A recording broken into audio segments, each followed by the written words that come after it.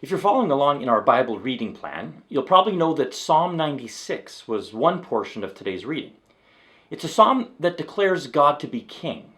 It says things like, He is to be feared above all gods, and God has begun to reign, and He will govern the people with uprightness, and He's coming to exercise authority over the earth. Now, I realize that today in our world, we witness events that might call into question whether or not God is really king.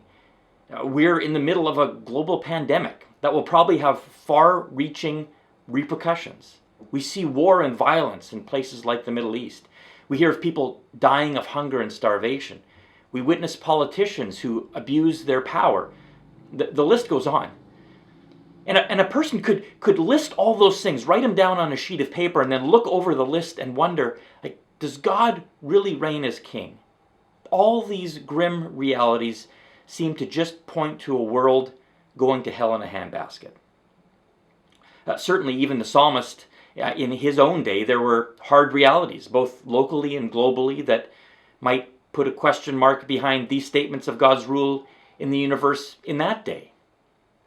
The psalmist, however, wants to challenge that way of thinking.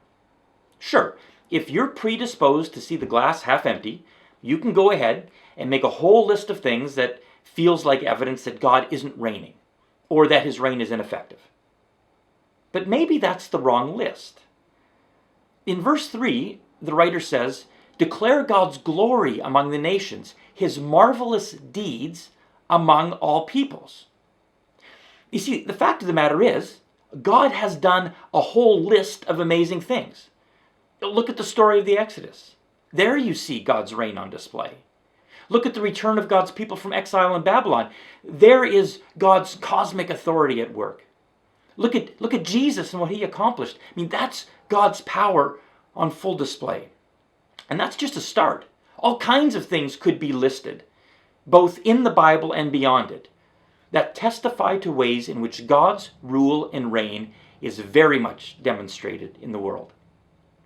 The psalmist's challenge to us is that it's that list that is the most reliable indicator of the direction the world is going, not the list of all the grim events we read about in the newspaper.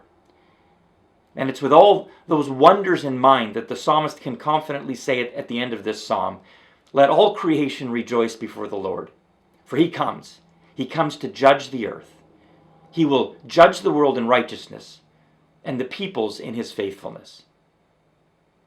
Which list is most influencing your view of the world and of God's rule in it? Which list are you letting shape reality for you? Maybe it's time for you to start a new list today.